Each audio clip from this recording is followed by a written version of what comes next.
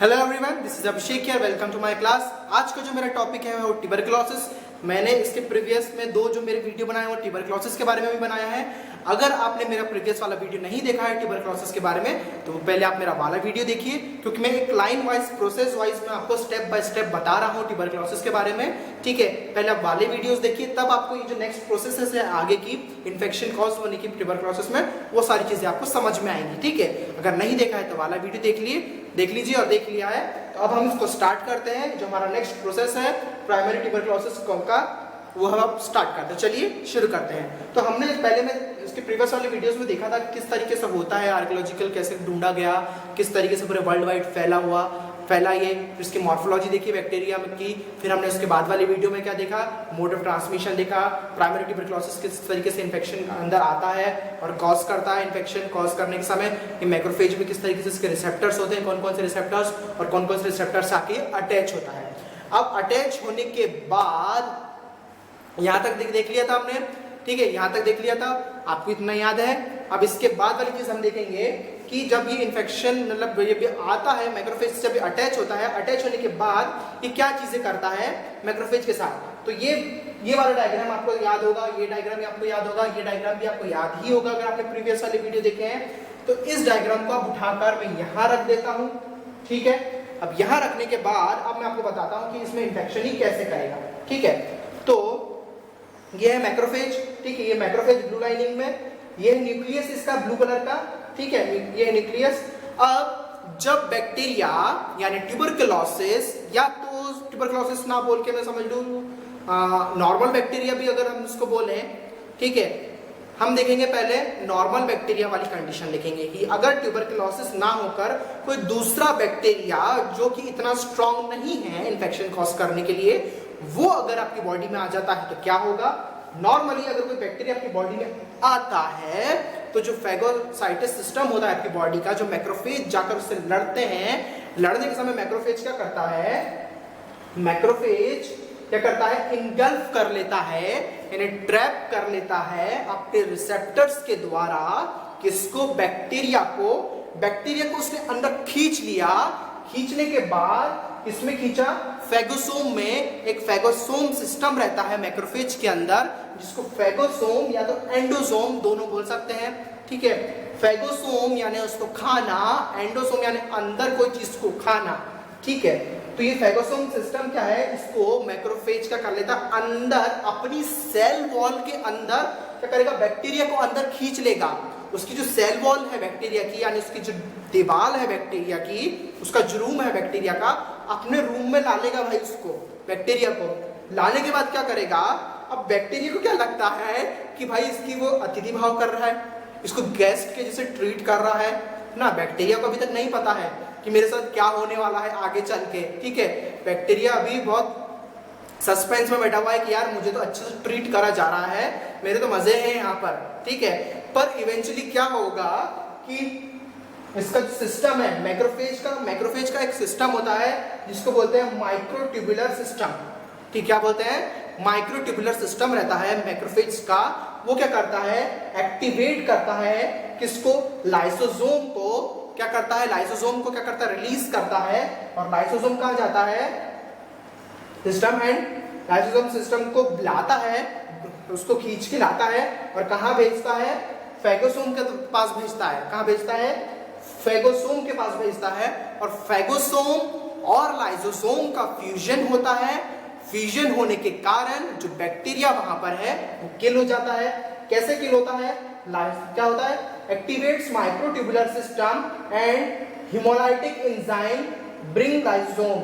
ठीक है, which break bacteria in 10 seconds. यानी कि जो मैक्रोफेज सिस्टम क्या है, माइक्रोट्यूबुलर सिस्टम अपना एक्टिवेट करता है। उस सिस्टम में क्या होता है, जो लाइसोसोम है, लाइसोसोम को भाई वो लेकर आएगा, यानी लाइसोसोम आएंगे, फैगोसोम से मिलेंगे, उनका फ्यूजन होगा और वो बैक्टीरिया को किल करेगा।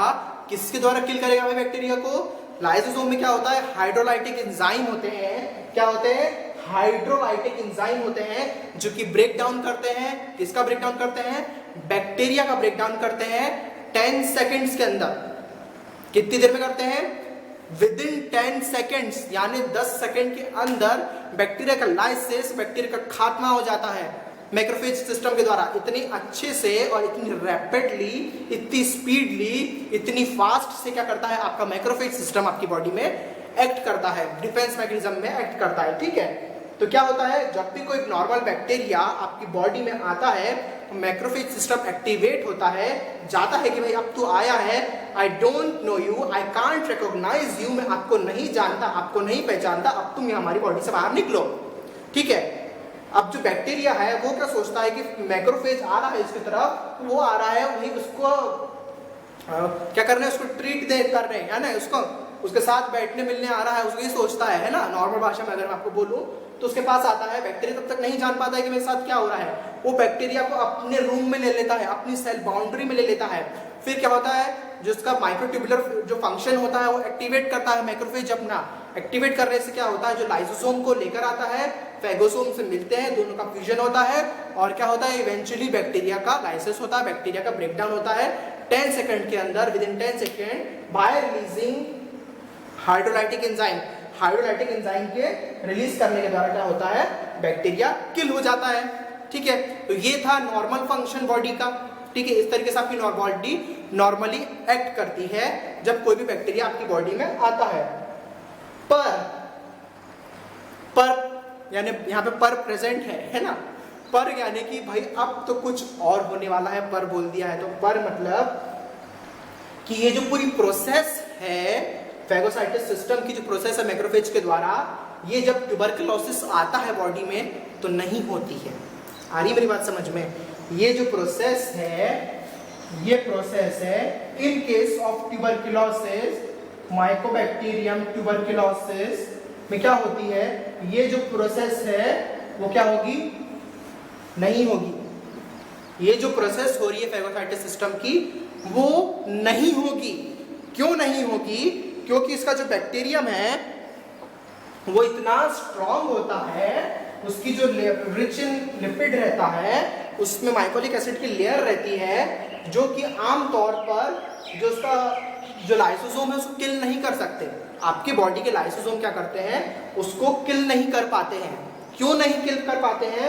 जो अब मैं बता रहा हूं, ये जो प्रोसेस है वो तो भाई इसको किल करने की प्रोसेस है। अब इन्फेक्शन कैसे होगा बॉडी में? इन्फेक्शन कैसे होगा? जब एरोजल्स आपकी बॉडी में आएंगे, उससे वो इन्फेक्शन की क्या प्रोसेस है, it's a process of infection. यानी अभी बैक्टीरिया आ रहा है, लंग्स में जाएगा, मैक्रोफेज उसको ट्रैप करेंगे अपने रिसेप्टर में ट्रैप करने के बाद क्या होता है, इन ट्यूबरकुलोसिस के केस में क्या होगा, आप इस डायग्राम पे आ जाओ, आप इस डायग्राम पे आ जाओ, क्या होगा, मैनिपुलेशन होगा, यानी बदलाव होएगा ट्यूबरकुलोसिस के प्रोसेस में। क्योंकि क्या होता है, इसकी सेल वॉल थिक होती है, rich in lipids, rich in mycolic acid, hydrophobic होती है, यानी भाई पानी से दूर दूर तक इनका कोई नाता नहीं है, पानी में अंदर आ नहीं सकता, ये पानी में जा नहीं सकते। ठीक है, इस तरीके से ये बैक्टीरिया होते हैं। तो ये जो प्रोसेस है फेगोसाइटिस सिस्टम की मैक्रोफेज के द्वारा, किसमें नहीं होती है, कौन से केस में नहीं होती है, ट्यूबरकुलोसिस वाले केस में नहीं होती है। क्यों नहीं होती है? क्योंकि मैनिपुलेशन हो जाता है, यानी बदलाव हो जाता है। किन चीजों में बदलाव होता है? पीएच में बदलाव होता है, इसके प्रोटीन में बदलाव होता है, पीएच लेवल ऊपर नीचे हो जाता है। प्रोटीन का जो फंक्शन है, एंजाइमेटिक फंक्शन, जो कि एक्टिवेट करने का चीजों को, वो एक्टिवेट नहीं कर पाता रिसेप्टर्स को। किसके कारण? कौन से बैक्टीरिया के केस में? ट्यूबरकुलोसिस वाले बैक्टीरिया के केस में, जिसके कारण क्या होता है, इन्फेक्शन हो जाता है बॉडी में। ठीक है, अब इन्फेक्शन कैसे होगा? यहाँ पर ये भी एक और मैक्रोफेज है, ये न्यूक्लियस है, ये लाइसोसोम है, ये जो पर्पल लेयर है ये फेगोसोम है, और जो अंदर जो रेड लाइनिंग दिख रही है वो है माइकोबैक्टीरियम ट्यूबरकुलोसिस। ठीक है, अब क्या इसको मैक्रोफेज ने इसको खा चुका है।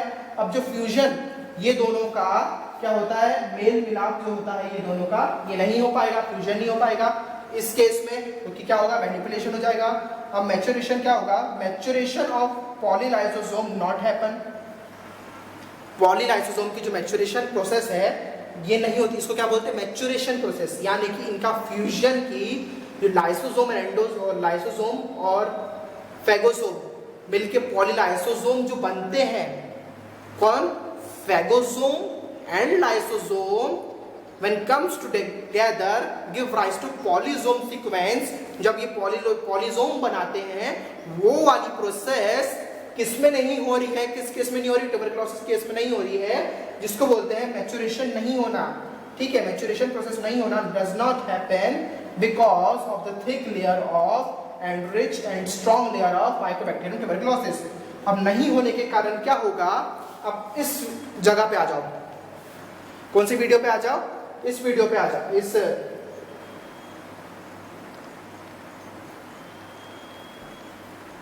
इस डायग्राम पे आ जाओ। ठीक है, अब क्या होगा, ये भी है मैक्रोफेज।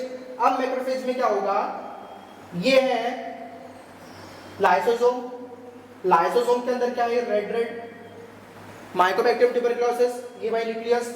अब क्या होगा, इनका अब ये नहीं होने के कारण, इनका फ्यूजन और ये इसको किल नहीं करने के कारण क्या होगा, लाइसोसोम के अंदर ही या तो विद इन मैक्रोफेज, मैक्रोफेज के अंदर ही क्या करेगा, ये रेप्लिकेट होने लग जाएगा।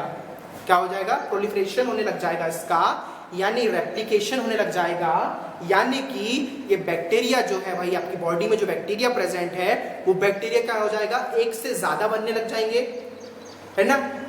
एक है, दो हो जाएगा, दो से तीन, तीन से चार, चार से पांच, पांच से छह। इस तरीके से क्या होगा, बैक्टीरिया बनने लग जाएंगे, रेप्लिकेट होने लग जाएंगे, यानी एक बैक्टीरिया दूसरे बैक्टीरिया को जन्म देने लग जाएगा वो।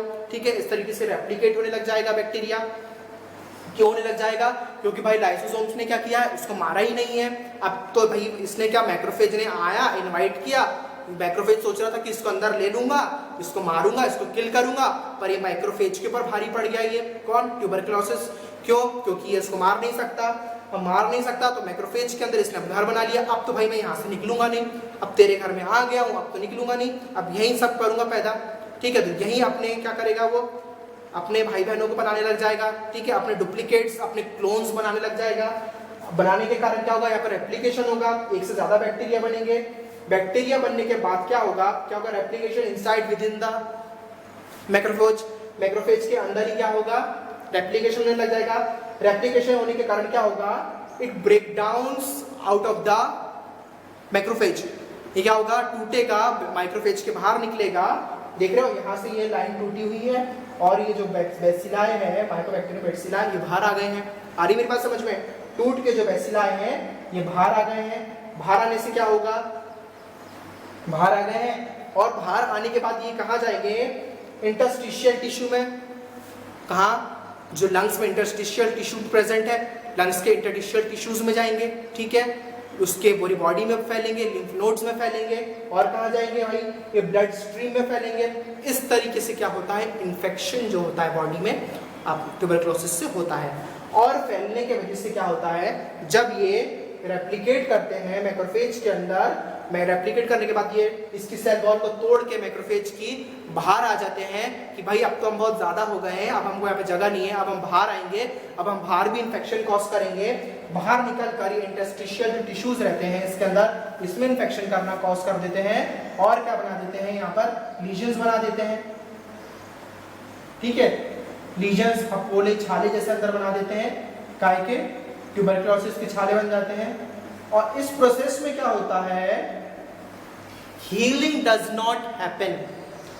जो हीलिंग होती है मैक्रोफेज के द्वारा, जो हीलिंग हो रही है बॉडी की, कैसी हीलिंग हो रही है, अगर जो भी इंफेक्शन आया, बैक्टीरिया आया, लाइसोसोम ने मारा और वहां पे क्या हो गया, इन्फेक्शन जो भी हुआ वहां पे उसको हील कर दिया, यानी उसको ठीक कर दिया, अच्छा नहीं हो रहा है वो। ठीक है, वहां पे उसको हीलिंग नहीं हो रही है। क्यों हीलिंग नहीं हो रही, क्योंकि भाई लाइसोसोम ने एक्ट ही नहीं किया। क्यों नहीं किया, क्योंकि इतना स्ट्रॉन्ग है कि इसको ये नहीं मार सकता। अब नहीं मार सकता तो क्या करेगा, इसमें लीजन्स कॉज करने लग जाएगा, लीजन्स बनाने लग जाएगा, और क्या होगा, लंग्स में लीजन्स बनेंगे तो हीलिंग नहीं होगी। अब क्या होगा, हीलिंग नहीं होगी, और ये जो भी बैक्टीरिया यहाँ से आया है, अब सारे बैक्टीरिया कहाँ जाएंगे, जैसे कि यहाँ पे ट्यूबरकुलोसिस है, ये ट्यूबरकुलोसिस है, अब ये ट्यूबरकुलोसिस रेप्लिकेट होकर यहाँ से, इसमें से निकल कर सब ऊपर जाएंगे, अब ऊपर चढ़ने लग जाएंगे। यहाँ पर क्या प्रेजेंट है आपके, जैसे कि यहाँ पर क्या प्रेजेंट रहता है, ये येलो में बना दिया, यहाँ पे लिम्फ नोड प्रेजेंट है। ठीक है, लिम्फ नोड्स प्रेजेंट है, अब लिम्फ नोड्स में भी जाने लग जाएगा बैक्टीरिया। यहाँ से निकल के अभी लिम्फ नोड के थ्रू भी पास भी आने लग गया बैक्टीरिया, ठीक है। लिम्फ नोड्स के पास जाने लग जाएगा तो लिम्फ नोड्स क्या प्रोड्यूस करेंगे, लिम्फ नोड्स प्रोड्यूस करेंगे टी सेल्स। कौन से सेल्स प्रोड्यूस करते हैं lymph nodes, T cells and B cells, ठीक है, T cells, B cells and dendritic cells, ठीक है, T cells, B cells and dendritic sales.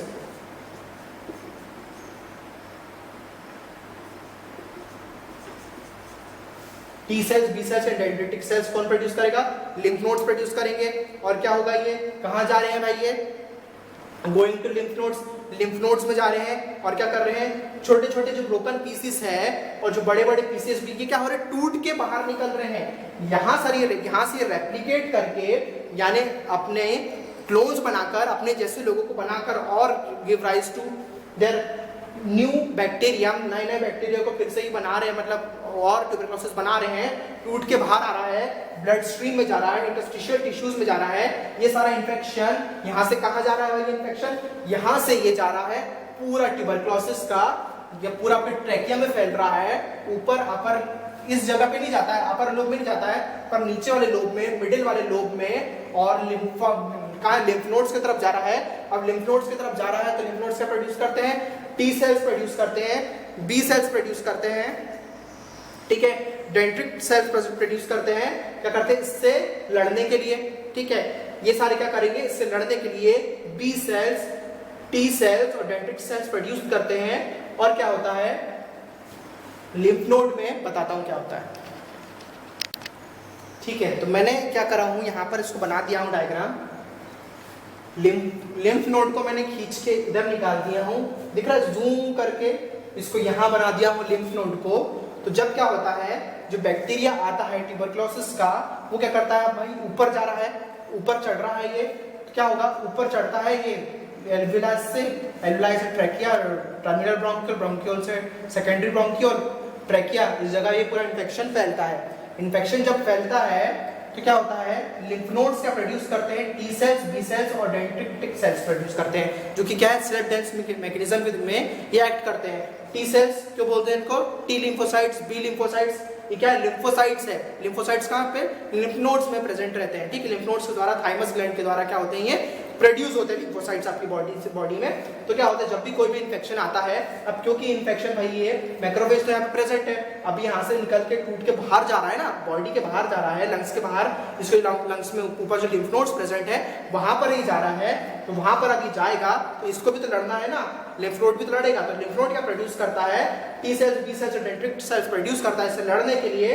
और क्या होता है, जब ये प्रोड्यूस करता है तो इसमें CD4 सेल्स प्रोड्यूस होते हैं। और जो ट्यूबरकुलोसिस है वो क्या डिसीज है, it's a disease of CD4 sales.